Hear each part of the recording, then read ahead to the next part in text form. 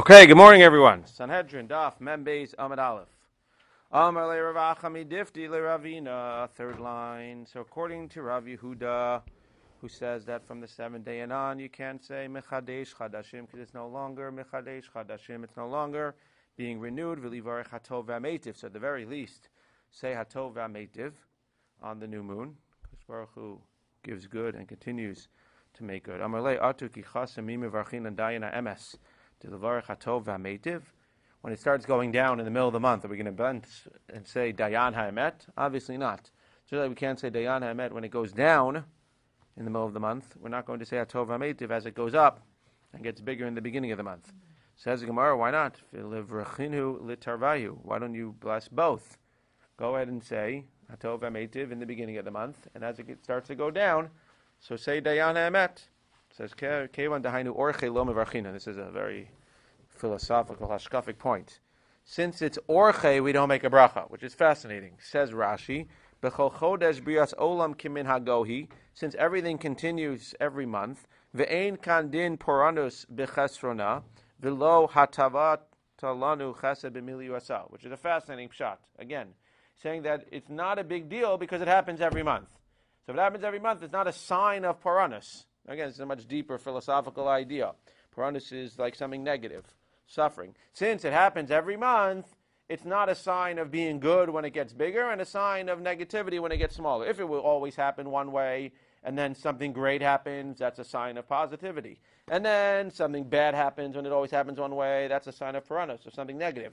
But since every month it gets bigger and it gets smaller, that's not such a big occurrence, and therefore, Lamaisa, we're not going to make a bracha, either Hatov Ha'metiv or Dayan Ha'emet.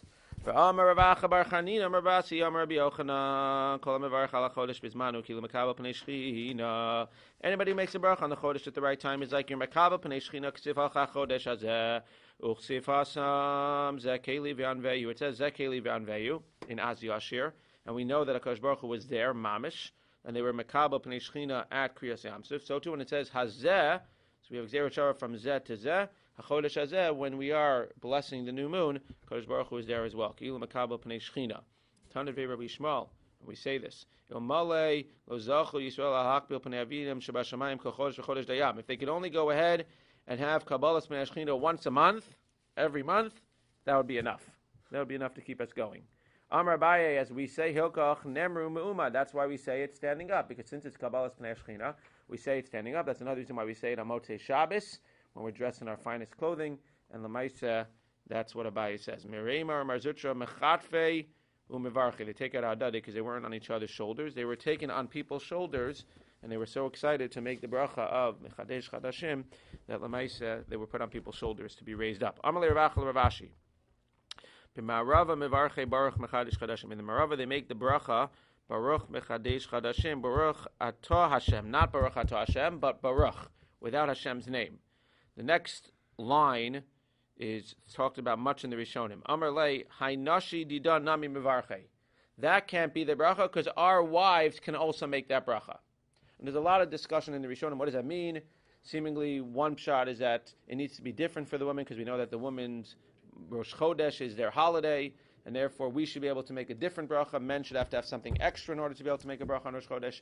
I saw last night in the Maharsha says something very fascinating, which again would have to be explored further. The Maharsha says that what it's telling us is that you should be saying Shem Hashem.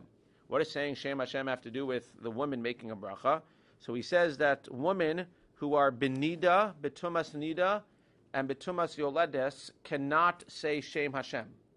That's what he says in the Maharsha. Fascinating. In his second shot. Look at the Maharsha. So Lamaisa, what he's saying here is when he says you should say it, Baruch Mechadesh Chadashim without Shem Hashem, says Hainashi Didanami Mevarche, i.e., we need to be able to say Shem Hashem. And our women, our wives, can also say this bracha because it doesn't have Shem Hashem in it. And really, we should be saying a bracha that they can say i.e. a bracha that is Shem Hashem on it, and therefore that's what the Gemara here is saying. Again, many understandings, that's one understanding. Hanashi Didan Nami Mivarche, they should be able to not say it. Lamaisa, they can say this without Shem Hashem. According to the Maharsha, again, we don't paskin like this, but according to the Maharsha, women cannot say the bracha of Atah Hashem if they are betumas nida or betumas leida. And what the Gemara is saying is that it can't be this bracha because we want to have a bracha that the woman should not be able to say. Again, it doesn't mean that they want the woman not to be able to say. They're just giving an example. They want to say Shem Hashem. How do they say we should say Shem Hashem? Instead of saying we should say Shem Hashem, they say we should have a bracha that the woman would not be able to say, i.e. we should have a bracha with Atah Hashem in it. Again, I'm not saying that we do this alach l'maisa. That's what the Maharsha says. Take a look. I didn't make it up. The Maharsha in the back says, Maharsha, I don't know, you don't have it in the back. You don't have it in the back there. But the Maharsha, it's a fascinating Maharsha. The Maharsha over there says in the second parish, that l'maisa. But again, others understand that it has to do with the fact that Rosh Chodesh is a woman's holiday. And again, that's why it brings specifically women. Fine. So the Gemara. Either way, what the Gemara is saying is that we should say Shem Hashem. The Amar of Yehuda, as we say Ela Kid Rav Yehuda, rather, what's the bracha? Kid Rav Yehuda. Amar of Yehuda. As we said last night, hopefully we said last night, Amar Yehuda Baruch Asher b'ma'aro b'rash chakim. With his ma'amar, with his words, he created the shachakim, the heavens. Uveruach piv kol tzva'am, and with the ruach of his mouth, all of the constellations. Chok uzman natan lahem shelo yishanu tafkidam. He gave them a rule, a chok, and a time that they should never change what they're supposed to do, and that's why they do what they're supposed to do. Except once every 24 years. But I guess the moon's supposed to have a solar eclipse also. But Lamaisa says that every single time they go ahead and they do what they're supposed to do, each and every day. They're happy to do whatever Kadosh Baruch Hu wants them to do. They are workers of truth, whose work is truth. And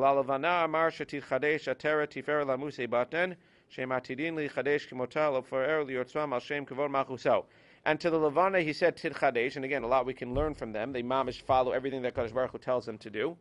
And this is Atera Tiferet Lamuse Batan. The fact that the Levana comes back every single month, that is glory for the Amuse Batan, for those that are born by the womb, which is a way to describe the Jewish people. Because we look at the moon, as we know, and we are positive and happy because we say, even though now we're down, we will ultimately renew ourselves like the moon. And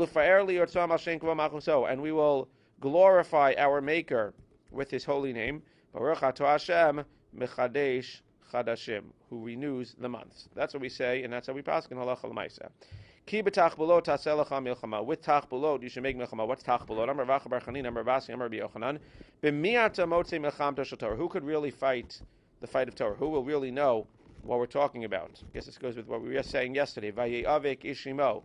Who will be able to wrestle with the Torah and with his Rabbeim? B'mishiyesh biyado chabilo shel Mishnah. You want to know the key? Learn Daf Yomi, but maybe even more importantly, learn Mishnayos. You learn Mishnayos through Daf Yomi, but anybody who learns Mishnayos knows when you learn Mishnayos, you mamish get a good grasp. Not only does it spell Neshama, but you mamish get a good grasp of Shas and a good grasp of Torah Shabbat Peh. That's the first step. That's why kids start with Mishnayos. So if you have Kibbut Tachbulot, if you have Chavilot, if you have bundles of Mishnah, then Taselo Milchama. Then you can mamish have a Milchama of Torah and you really be able to understand what's going back and forth. Kar Rav Yosef Anafshay, and Rav Yosef said, V'rov Tuot B'koach Shor. You have a lot of Tuot, a lot of bundles by knowing the Mishnah. Echad Omer B'shteisho. So we had a whole machlokes, how off they can be. Some say if they're off by an hour. Everybody says if they're off by an hour, it's okay. Some say if they're off by 2 hours, the edim. If they're off by 3 hours, half a day. Amar of Simi Barashi, Lo Shanu Elashos. This whole discussion is only a question of if you're off by an hour or 2 hours. Again, hour, everybody agrees that we don't throw out the testimony. But this whole discussion of 2 hours, 3 hours, 4 hours, whatever, is all by hours. Aval echad omer kodem hanetzachama, v'echad omer la'achar hanetzachama edusan betela. But if one said it was before Nates and one said it was after Nates, it's batel. And this seems to me that it's not just that one says before Nates and one says after Nates. If one gives us a time within the same hour, one, let's say Nates is 6 o'clock. If one says 5:59 and one says 6:01, so even though in general we say what? That if it's in the same hour, it's fine. But if we know beit-din that 6 o'clock was nates, was sunrise, and one says 5:59 and one says 6:01, we're going to throw out their edus. It's within the same hour. He says no. Everybody agrees that even though within the same hour it's usually okay, over here it's going to be batel. Why is it going to be batel? Because clearly we're not testifying about the same thing. Because if for me it was before sunrise, and for you it was after sunrise, clearly it's hard to mess up sunrise. You either see sunrise or you don't see sunrise. Pshita, that's obvious. So you're saying, right, it's pasha that if one guy says 5:59 and one guy says 6:01, it's going to be a problem. Ela echad omer kodem hanates, v'echad omer benates. No, one guy says 5:59 and one guy says 6 o'clock. So one guy says before nates, another guy says at nates. Why should that be any different? Tanami pshita, no. Mahu desemaha begiloi kai vizihure be'amahu dechaza. We might have come up and made an excuse. Because again, what's the chiddush here that we're going to throw out the testimony anyway? You might have made an excuse and said, well, the guy who said nates at 6 o'clock really saw the same thing that the guy at 5:59. What does that mean? He saw the same thing. The mice say it was either light or it wasn't light. No, we know. Wake up this morning at 5 o'clock. Some of you were up at 5 o'clock. So what did you see outside? You see before nates, before sunrise, it's still light outside. You don't actually see the sun, but you see the rays of the sun starting to come up. So you might have timed it, when the guy said 6 o'clock. He didn't actually see nates. It wasn't nates yet, or it was ad nates. But Lamaisa, all he saw was the rays of the sun, and maybe he confused himself. And Lamaisa, he was seeing the same thing that the guy at 5:59 was seeing. No. Lamaisa, and nates is nates. And Lamaisa, if he would have seen the sun, he would have seen the sun. And therefore, as soon as the sun comes up at nates, it's different than before nates. If one guy is saying, I saw before nates, and one guy is saying either ad nates or after nates, we don't assume that the guy who said ad nates was really seeing before nates, and he just mistaken nates for the rays before nates. Lamaisa, at the end of the day, we assume that they're off and that they didn't say the same thing, and we're going to throw them out. So even 2 minutes apart, or even 1 minute apart, and one of them happens to be nates, then it's going to be a problem. But if both of them say 5:57, 5:58, that'll be fine. It's before nates at 6. But if you have 5:59 and 6:01, or even 5:59 and 6 o'clock, they should have seen the same thing at that point. And Lamaisa, if they're claiming that they saw at different times, so then Lamaisa, they should have realized that it was different times, and clearly they did not end up seeing the same thing. Zak the Gemara. Again, I was just giving an example of 5:59, but the point is that one guy is really saying before nates and one guy is saying after nates. So one guy, that's really the way. It's not a matter that they're coming and giving a time. One guy is saying before nates, one guy is saying after nates. So for sure we throw them out. What do you mean? How did you see before nates and you saw it after nates if you're talking about the same action? But the point is that even when I say before nates and you say at nates, we don't assume that ad nates, you just confused ad nates for before nates. That's a chiddush. We say that ad nates was ad nates. You actually saw the sun. Clearly, it's different than what I saw, which was before the sun. And Lamaisa, we throw out the testimony. I was just giving the times as an example. Zak the Gemara. Kamash Malan, that we're going to throw it out, even if it's a minute apart. So what did we say? We saw that if there's a talmud out there, and he has something to say, so edim can't bring in anything. Once the edim come, so they testify. So Lamaisa, we said that if there's a schus, so somebody in the crowd has a talmidim, yesh limod alav zechus, mal nolo mosi shivan oso beinehem. And if he had a good idea, if he had a good way to defend the guy, we would bring him up to sit near the judges. V'lo hayored misham kol hayom kulo, and we would leave him there the whole day. Im yesh mamish b'dvarav shomin lo, etc., etc. And if there was mamish b'dvarav, we would leave him there. So it sounds like if a guy has a good point, somebody in the stand says, wait, I have a schus for the guy. We would bring him up there, and we would put him near the judges. He wouldn't become a judge. We would put him near the judges, and he would stay there the entire day. Says the Gemara, that implies oso hayom v'sulo. We bring him up there, and we keep him there for the day, and that's it. Says Gemara Vatani, but we have another brayse that says, if the guy has good points and we want to keep him in the courtroom as long as possible, maybe tomorrow he'll come up with another point, and the day after he'll come up with another point. We meet sometimes people that are very impressive right away, and then after 5 minutes we read right through them. So if the guy says, wait, I have a good point, oh, excellent point, come up here, and then we think about it for a second, we're like, oh, terrible point, then we're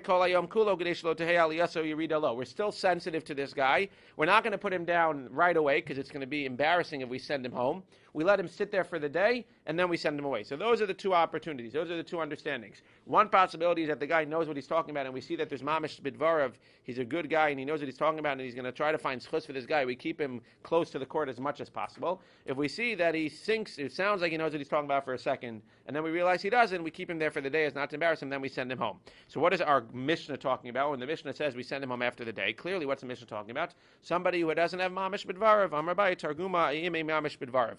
Our Mishnah, which says we keep him there for the day and not longer, is when he wasn't saying anything really that was important. But if Einach Hanami, if he was saying things that had mamish, that had content and something important to it, then we would Einach Hanami keep him there for the entire day. Matzulo zechus. So first of all, we said that they can't drink wine when they're on the court case. Yain my time alo. Amar Rabbi Acha bar Chanina Amar Kra uliroznim a shechar. Haoskin berazo shaloilam al yishtakru. People that are dealing with the secrets of the world should not become drunk. Matzulo zechus.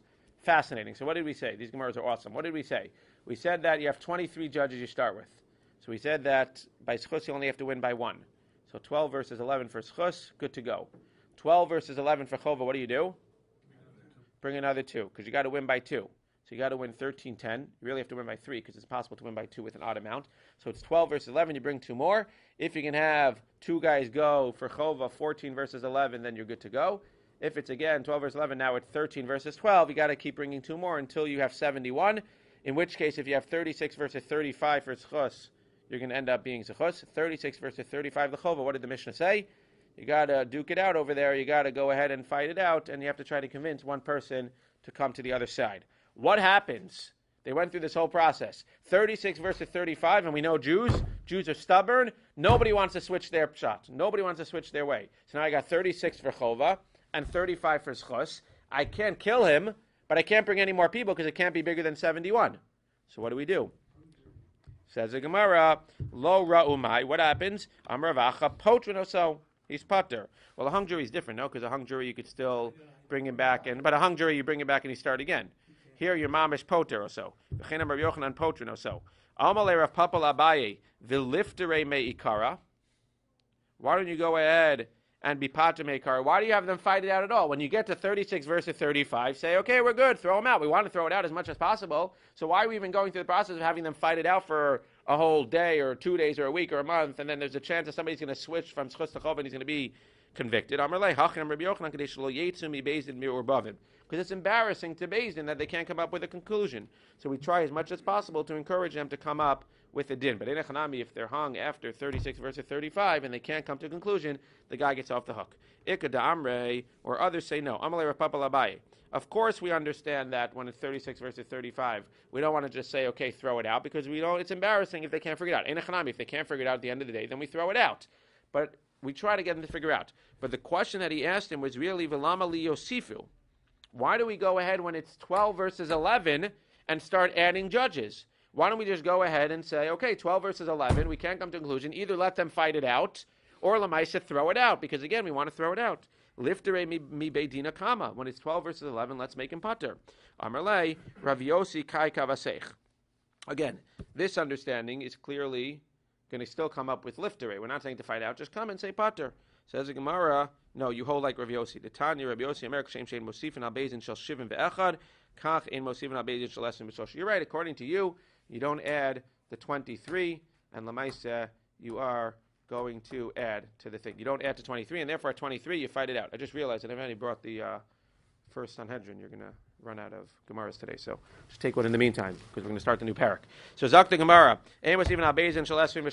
so you don't go and add to 23. But Elen, Lamaisa, what do? We have 23, we keep adding to. When we get to 36 versus 35, so what happens? We try to fight it out, because we don't want to come to Beis Din and say, yeah, he's going to be pater. But we don't want to say, oh, why was he pater? Because we couldn't figure it out. So we try to figure it out. This way, nobody knows that you couldn't figure it out. You come and say pater, you say chaya, fine. But Lamaisa, at the end of the day, if it's hung, it's not really hung, and the guy does not get hung. Zak the Gemara, Tana Rabbanan, Omer bedine mamanos nizdakin hadin ve'ein omer bedine nefashos nizdakin hadin.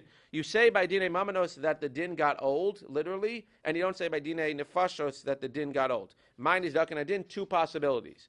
Eli makash dina, it means that the din was hard. The din is old, it's very deep, and it's very hard, and therefore, since we can't figure it out, let's take our time figuring it out.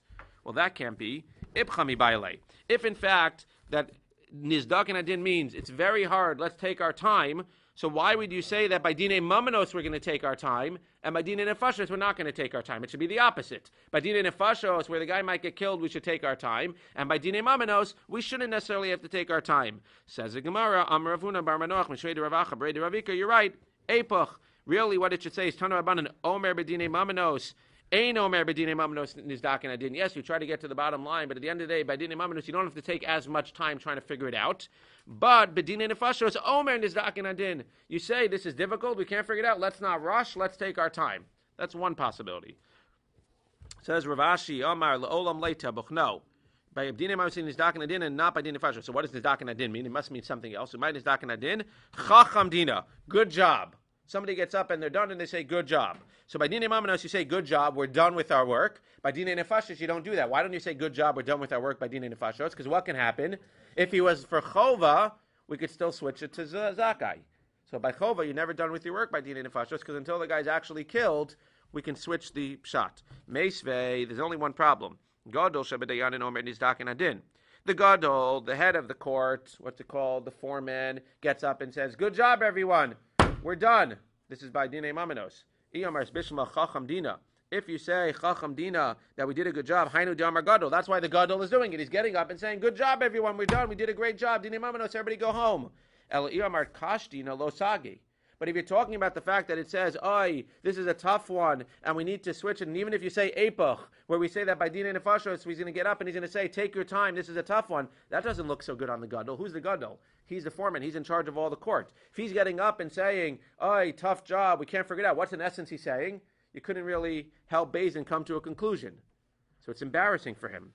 Lo amar gadol, he shouldn't be saying it. Why is he getting up and saying it? He's embarrassing himself. Says the Gemara in. You're right, but if they can't come to a conclusion, the mitzios are the mitzios.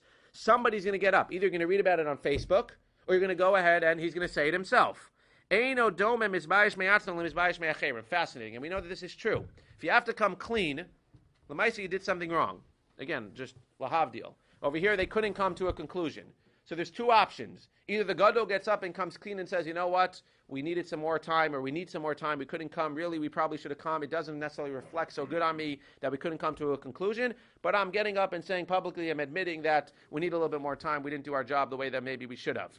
It's a lot less embarrassing. Yes, the word's going to get out anyway that you didn't finish the court case, and that's going to drag on for another 2 weeks, and we're going to blame it on the gadol. But it's a lot more embarrassing if you don't come clean. If we read about it in the newspaper, read about it somewhere else. So we go out and the gadol comes, even if you say that it means that we didn't do our job, it still makes sense for the gadol to say it, because it's much better to be embarrassed by yourself than to have others embarrass you. Ika de amre, others say the opposite. If you say that what the gadol is getting up and saying is we had a tough time, we couldn't figure it out, I understand why he would say that if he says we had a tough time, kashdina, if that's the way you understand it, because at the end of the day, better to embarrass himself than to embarrass others. But if you say that what the person who's getting up there is saying, great job everybody, we can go home now, by dinei mamanos, you guys are awesome, we're awesome, so gadol ashbuche mishbach nafshe. If it's the gadol saying it, it's basically like getting up in front of everybody and patting himself on the back. Oh, great job! And of course, why was it a great job? Because the guy who led it. Oh, that happens to me. Oh, great job that you did. Says the Gemara, v'achsiv yalel chazar v'lo picha. You shouldn't go ahead and praise yourself. Shani milsa de beidina da godorami. No, don't get the wrong idea. It's not that he's patting himself on the back. The foreman is the one who's making all the other announcements anyway. If this was the only thing he was getting up in front of everybody and saying, great job, we did awesome, let's go home and party, then that looks like he's praising himself because he's the leader. But he's the same guy who's getting up and saying innocent, saying guilty, asking the questions, saying this baldin needs to do this and this baldin needs to do that. Okay, so we throw in one other thing. The president gets up and says, the shul is running great. And obviously it has to do with the leadership, that's going to look pretty haughty. But if he gets up and says, the shir is this time, and mincha is this time, and mazel tov this time, and happens to be the shul budget is doing great, so l'maisa it doesn't look as bad because he's the one who's making all the other announcements. Says Gemara, Kidanan Gomeru Esadavar Hayimachnisin Otso Gadol Shebedayanin Omer Ishploni Atazaka Ishploni Atachayv. Since he's making all the other arrangements, so either way, however you learn, it makes sense why the Gadol would make the announcement. Either because it's better for him to embarrass himself than to be embarrassed by others, or because l'maisa is making all the other announcements anyway, so l'maisa makes this announcement as well. Hadran Allah, how you bokin? It's Geshmak Masechta. They're all Geshmak, but okay. Mem Beis Amid Beis. This is my favorite day. Nobody can ask me questions. I can't look on the bottom of the article and check and see if I'm wrong. Okay. Zag the Gemara. Nigmar Hadin. The din is over. Motzino Sol Soklo. So now he's been chayav, he's been convicted. Now we go ahead and we bring him out to give skila. Why do we bring skila as the example? It's the same for all of them, but Mem Beis Amid Beis, because skila Tzvei Harag V'chenek, that's the first one, so we're giving the example of skila, but it'll be the same for all of them. Beis HaSkila Hayachutz LeBeis Din. So the Beis HaSkila was outside Beis Din. Now we just have to give a little bit of an introduction over here. We know that in the Midbar and then in Yerushalayim there were three machanes. There was the machane Shechina, which was the Mishkan in the Midbar. There was the machane Levia, which is where the Levium and the Kohanim went ahead and they lived. And then around them was the machane Yisrael. Same too in the Beis HaMikdash. The Beis HaMikdash itself, the Ezras Yisrael, and inward was the machane Shechina. Har Habayis until the Ezras Yisrael was machane Levia, and Yerushalayim was the machane Yisrael. So over here it's saying that we take the Beis HaSkila chutz leBeis-din. We'll see exactly what that means. We take him out of Beis-din. We don't kill him in Beis-din. Shenemar, because it says the blasphemer who gets skila, hotzei es hamekalel, the one who curses God. It says hotzei es hamekalel el michutz lamachane. Now, this is fascinating. Echad omed al Pesach Beis-din v'hasodrin sudrin biyado. Here's Beis-din. Here's where he's going to get killed. And here, you can't see all the way from here to here. But there's some point in the middle where you're going to go as far as you can. A guy's going to stand here by Beis-din, by the Pesach Beis-din, and he's going to have flags in his hand. V'sus rachok mimenu kadesh yehei roehu. And we position a horse as far as we can, the furthest point we can, where he can still see the Beis-din. This guy's on a horse. Why is he on a horse? Well, what's happening? We're walking this guy out to Beis-din. We're walking him away, past the horse, all the way to where he's going to get killed in the Beis HaSkila. What happens if somebody comes, either one of the judges, or somebody else comes into Beis-din and says, wait, I have testimony that proves that this guy's innocent? Well, if we don't have a sus position, again, the sensitivity of the Torah and the Gemara, if we don't have a position, so the guy's going to start running, and he's going to get there too late, and we're going to have killed him already. So what do? We wave the flags. The guy on the sus sees the flag. He quickly starts going on the sus, and hopefully will catch this guy before he's killed in the Beis HaSkila. So at the time, today would be obviously we would do it differently. We would call, but at the time, that was the most efficient and quickest way to be able to save a guy, and to the very last minute give the opportunity for us to be able to save him. News comes in, one of the judges says something, edim maybe come in, Lamaisa, we do the flag right away, he runs as quickly as possible, and hopefully he's able to save. Obviously, he might come back to Beis-din and he might be found to be guilty still. And then we'll send him back again and do the whole process again. But if yesh mamish bidvarav, going on the lashon that we were using before, if there's mamish something that we think is real new information in the case, then we want to make sure that we catch him before he's killed. Omer echad yesh lilmod alav schus. Again, if there's somebody, one of the judges or somebody else says that I have schus for him, halamenif besudrin vasus ratzum ha'amidim. So he will wave to the sus, and the sus will run and stop them. Va'afilu hu omer yesh lilmod alav schus. He's walking literally to get killed, and he says, "Wait, I have more proof." We're going to bring him back even 4 or 5 times, as many times as we can, assuming again that we assume that he's not just making it up. What's fascinating about this is that, again, it's one thing to say that you have proof to the dayanim here, right? In the first way, people are coming to Beis-din and say there's proof. We're going and flagging down the sus and he's going. Who's carrying the guy? Yes, Beis-din and the edim are going to go ahead and actually stone him. Who's walking the guy from here to there? Who's walking him? Security guards are walking him. And the Gemara is going to ask later on, because what are we saying here? Even if, right, I might not be able to convince Beis-din, but even if he's able to convince the security guards that he should be able to be off the hook, im yesh mamish bidvarav, if the security guards feel that what he's saying makes sense, Lamaisa, they're the ones who have the authority also to say, let's bring him back to court. That's the last Rashi in the Mishnah. Uvegmara parech mina yadei hach soklin yesh mamish bidvarav alo lo talmidim heim.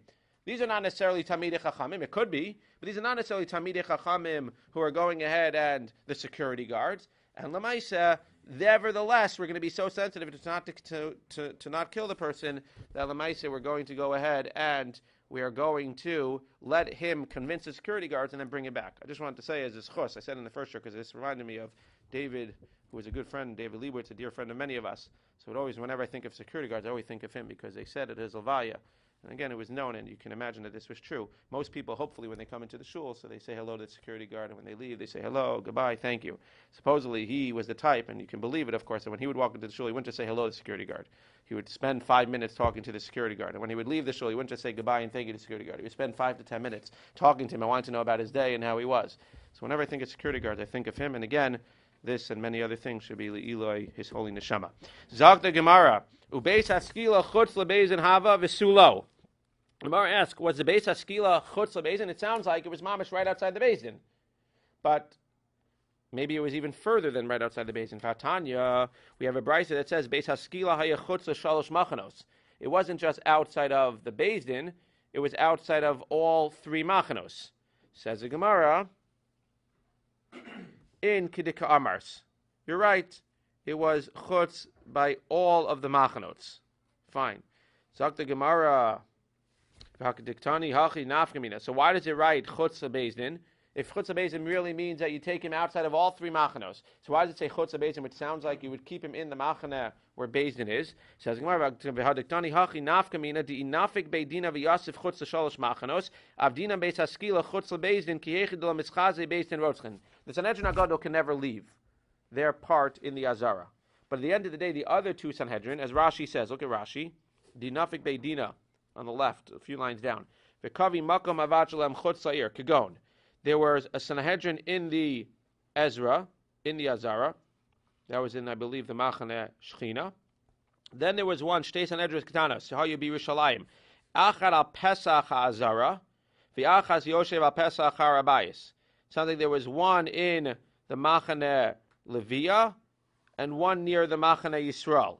Or any other beit din. So what would happen? So you might think when it says chutz beit din, you might thought, like you originally thought, that we just send him right outside beit din, but he stays in the same machna that the beit din's in. No, it means outside all 3 machnas. So what is chutz beit din teaching us? If it means chutz shalosh machna, why doesn't it just say you could go out chutz l'shalosh machnos, go all the way out of Yerushalayim to kill him? Again, assuming that's the 3rd machna. Go out of the machna Leviah, Kahuna, and machna Yisrael to kill him. Why does it say chutz beit din? Because even if the beit din goes outside of the 3 machnos, there are beit dins outside of Yerushalayim, or if one of these 2 Sanhedrin Ketanos goes outside of Yerushalayim, which they can, the 71 cannot, now Lemaisa, you might think, what? Well, they're outside of, if it would have just said chutz shalosh machnos, you would think now they're outside the shalosh machanos. So what can you do? Now you can kill them right outside beit din, because the Maisa, they're outside the Shalosh Machanos. No, not only does it have to be outside of the Shalosh Machanos, even if the Beis Din happens to be sitting outside the Shalosh Machanos, you still have to send them chutz Beis Din away from Beis Din. Why? So the first reason is the lo mischaze Beis Din roschen. Because as we know, if a Beis Din kills either once, according to one opinion, once in 7 years or once in 70 years, it's very embarrassing.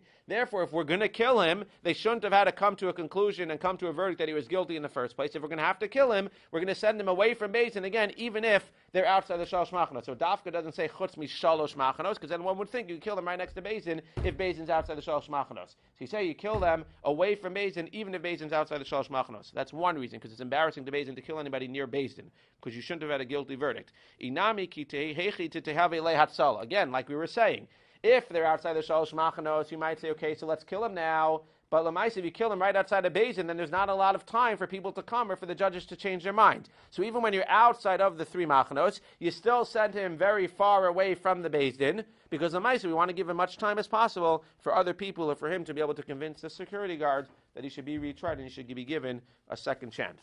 Minani Mili. Where do we know that you send out the people for Skila out of the 3? Let's assume that the Beis Din was in the Machane Shechina, or inside the Machane Leviah, whatever it is. Where do we know that we send out the Mekalel out of all 3 Machanots? Hotzias and Mekalel amichutz HaMachane. It says by the Mekalel, by the blasphemer, send him out from the Machane. Chutz Gimel Machanos. It says in Gemara, Omer Chutz Gimel Machanos, Einu Ela Chutz Machane Achas. Why is it Gimel Machanos? Maybe it's only Machane Achas. Nemar kan michutz HaMachane, v'nemar beparim hanisrafin chutz HaMachane. Malahalan chutz HaShalosh Machanos, Afkan chutz HaShalosh Machanos. There's something called the parim. The parim are the 2 cows. There were 2 cows that were burnt. And by both of them it says, similar to over here, that we take out the blasphemer El Michutz HaMachane. There are 2 pars that say El Michutz HaMachane. What are the 2 pars? So this is called a par helim davar shel tzibor. If the Sanhedrin comes and paskins on something which is chiyuv kares, and they make a mistake and say it's okay, and the majority of the Jewish people end up doing it, then not everybody brings a korban. There's 1 korban brought for the entire Jewish people. Par helim is like hidden, davar shel tzibor. That's 1 par, and that's burnt. It says ve'otzias kol hapar el michutz hamachane el makom tahor. You shecht it actually inside of the machane, but you bring it out to burn outside the machane. And the second par we're talking about is the par Kohen HaMashiach. If the Kohen Gadol makes a mistake, the Kohen who was Mashiach, who was anointed as a Kohen Gadol makes a mistake and permits something that's chiyuv kares, and he himself acts upon that, there's a par again that's shechted inside of the Beis Hamikdash, inside of the Mishkan, but brought outside of the machnos. So just like it says over there, el michutz machane and el michutz machane by those two parim, and that means outside of the three machanos to burn it. Lemaisa over here, when it says you bring out the mekala el michutz machane, it means outside of the three machanos as well. Says Gemara, not so fast. V'hasa minalan. But where do you know that by the parim you're bringing it outside of the three machanos? Maybe just bring it outside of the machane where it was shechted, but it can be brought and it's burnt inside the machane Levi or inside the machane Yisrael. Says the Gemara, D'Tana Rabbanan, Yehotzi es kol ha'par al michutz ha'machane, chutz l'shalosh machanos. Ata omer chutz l'shalosh machanos u'einu ela chutz ha'machane achas, kishehu omer el michutz ha'machane bepar ha'eda she'ein talmud lomar sharei kvar nemar v'sarafo so kasher sarafos ha'par harishon litein lo machane sheniya. Uchshu omer el michutz ha'machane b'deshen she'ein talmud lomar sharei kvar nemar al what's that? Al shefech hadeshen yisaref litein lo machane shlishis. What are we talking about here? So we have a gezeirat shava el michutz hamachane. It says el michutz hamachane by three different things. Again, it says it by this case of the blasphemer. It says it by the par halim davar shel tzibor, and it says it by the par of the kohen. So what does it say? So the Gemara here says what? By the par, or by the mekal, it says yuvotziyoso el michutz hamachane. By the par of the kohen, it says v'otzias kol hapar el michutz hamachane, v'sarafoto, etc. By the par of the helim davar, which comes later in the psukim, what does it say? V'otzias hapar el michutz hamachane, v'saraf oso kasher saraf es hapar harishon. What do you mean? Why did it tell me both? What could the Torah have told me? It could have said, you take this par of the halim davar, and what do you do with it? V'hotzias hapar, you don't say michutz hamachane, v'lakach es hapar, v'saraf oso kasher asarav es hapar harishon. Like you did to the par of the Kohen Mashiach. What did you do to the Kohen Mashiach's par? Go look at the psukim. It says, v'hotziyoso michutz hamachane. So if you're going to tell me that you burn it the same way you burnt the Kohen Mashiach's par, you don't need to tell me that you need to take it out of the machane to burn it. Because by looking at the psukim, I know that what they did to the Kohen Mashiach's par is that they took it out of the machane to burn it. So you have the extra v'hotziyoso al michutz hamachane by the par of the helim davar. So as much as by the regular mekala you take him out of the machane, that's one. Now, by the par helim, the extra el michutz hamachane by the par of the helim davar, that's the second machane. Again, all three of these cases are connected because of el michutz hamachane. So now you've gotten out of two machanes. How do you know you get out of the third machane? Because again, it says, not only that, it says by the deshen, the last thing that I said, again, now, shehu omer el michutz hamachane b'deshen. Now there's a fourth thing that says by deshen, that in general, the Kohen would have to clean up the ashes of the mizbeach. And it says that you take that deshen el michutz hamachane. Well, why did it have to say that? It didn't have to say that because by the case of the par Kohen Mashiach, it says you take out the par to the michutz hamachane, to a makom tahor. Where do you take it? El makom tahor el shefech hadeshen. So we're telling you, take it out of the machane. Bring it to the place where you burn the deshen or where you dump the deshen. By definition, if I'm telling you take it out of the machane to the place of the deshen, then when I tell you by the deshen, I don't have to tell you take the deshen out of the machane. I already told you that the deshen goes out of the machane. Therefore, you have one extra out of the machane by the par helim davar. You have one extra out of the machane by the deshen. You have the given out of the machane, and therefore, lemaisa, you have three different things where you go ahead and you make a zera shara by all of them, and therefore it's 1, 2, 3, and by all of these, by the par Kohen Mashiach, by the blasphemer, by the par helim davar, and by the deshen, el michutz hamachane, from all four of them means you take them not out of one machane, not out of two machanes, but out of three machanes. That's where we learn it from. And if we know that from the par and from the deshen you take it out of three machanes, now we can learn as well that over here you take it out of three machanes as well. Let's just finish with this. The Gemara asks, "V'leilav mishchut echutz." But maybe we should learn what to do by the blasphemer, the stoning from shchut echutz. What shchut echutz? It's usher to shecht stuff outside of the Beis Hamikdash. You can't shecht anything outside the Beis Hamikdash. Over there, it doesn't say el michutz hamachane because that wouldn't make sense, the lashon. What does it say? It's usher to shecht michutz lamachane. So what's michutz hamachane there? Well, maybe it means out of one machane. Maybe it just means you can't shecht, that it's usher to shecht outside of the makom mikdash, the first machane. the Machane Shechina, but you're allowed to shecht in the Machane Leviyah, or you're allowed to shecht in the Machane Yisrael. Says the Gemara, Michutz HaMachane, what does that mean? V'leilach mishchutei chutz malahal and chutz HaMachane achas, afkan chutz HaMachane achas. That by shchutei chutz, when it says that it's asur to shecht outside of the Machane, it means even outside of the Machane Shechina. And Lamaisa, you can't even shecht in the Machane Leviyah or the Machane Yisrael. But Lamaisa means you can't shecht out of one Machane. You can't even go out of one Machane. So maybe over here, just like by shchutei chutz, it means one Machane. Over here, it would say that when we're going to go stone the guy, we just take him out of one Machane, not out of all three Machanes. Says the Gemara, Mistabra. Now it's just interesting, not to confuse anybody, but the Machane, if there was only one Machane that we're taking this guy out of, the blasphemer, it would be the Machane Leviyah, because he never goes into the Machane Shechina. Even if Sanhedrin is in the Machane Shechina, he doesn't go into the Machane Shechina. Again, unclear. We'd have to see the Gemara, but he would probably stand in the Machane Leviyah to be tried. So Lamaisa, when it says he would be, but the point for us is that he would take him out of one Machane and not out of all three Machanes. Says the Gemara, no. Mistabra mi parim hanisrafim havalei lamelaf. Shekain hotzei al michutz hamachane machshir umechaper. That means we have a choice now. The Gemara says that by shchutei chutz, it means that you can't shecht anything out of even one machane, outside of the Machane Shechina. So you can't shecht anything outside the Machane Shechina, or for regular people outside the Machane Leviyah, let's say. Lamaisa means one machane. So if you learn from shchutei chutz, where it says michutz hamachane means one machane, that means that by skila you would take the guy one machane.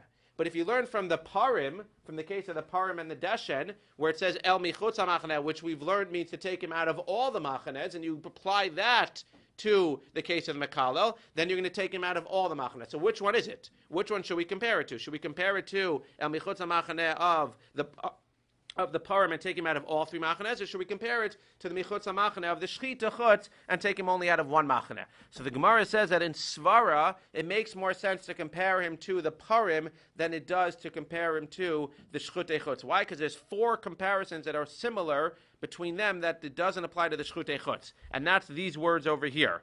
Hotzei, el michutz hamachane, machshir, umechaper. What does that mean? Well, again, by all of these cases of the par, and again, comparing it to the blasphemer, it says, Hotseas ha-mekalel, vehotzias ha-par, vehotzias ha-par. It doesn't say, vehotzi shchutei chutz, because again, you're not taking anything outside. You're shechting it bechutz. So it doesn't have the word vehotzei. So there's no word behotza by shchutei chutz. That's one thing that it's missing. The second thing is that, like I showed you, it doesn't say by shchutei chutz that it's asur to bring it el michutz ha-machane. It's asur to shecht it michutz ha-machane. So it's missing that word el. All of these other ones, that you take out the makalel el michutz hamachane. You take the par out to burn it el michutz hamachane. So it's missing the word hotzei by shchutei chutz, and it's missing the word el, which it has by the blasphemer and it has by the parim. Second of all, or third of all, machshir. The removal of the blasphemer, the removal of the bulls is what? That's not the actual thing we're trying to accomplish. What are we trying to accomplish with the blasphemer? We're trying to... What's the ultimate goal? It's to kill him. What's the ultimate goal with the par? To burn it. So we're talking like a hechsher mitzvah. You have to do things. You have to put your lulav and esrog together in order to then be able to do the main point, which is to shake it. So over here, taking them out is not the important part. It's part of the process, but the important part is what we're going to do when we get to where we're going. We're going to kill him. We're going to burn it. Over here, when you're shchutei chutz, when you're going out of the machane and you're shechting it out of the machane, actually shechting it out of the machane, going in and doing the shechting right outside the machane, that's not the machshir. The isser is not to take it out of the machane. Over there, when you take it out of the machane, again, over here you didn't do any isser until you shechted the actual thing. So over here you shechted. As soon as you shecht it, there is no hechsher mitzvah here. It's just l'maisa going ahead and killing it michutz hamachane. So over here, the removal of the blasphemer and the bull is a preliminary step. It's a machshir mitzvah. The removal of the shchutei chutz before slaughtering, is a chet. I confused it. The removal itself of the shchutei chutz, even before you slaughter it, that itself is an avera. Just taking that out of the place, once it's been set aside to be put on the mizbeach, even taking it out of that machane is an avera itself. So that's not a comparison, because over here you're not doing anything, you're not accomplishing the act when you take out the blasphemer. You're not accomplishing the act when you take out the power to burn it. You don't actually accomplish the act until you actually burn it or until you kill him. By the shchutei chutz, you actually are over the chet, you're over the avera, just by taking it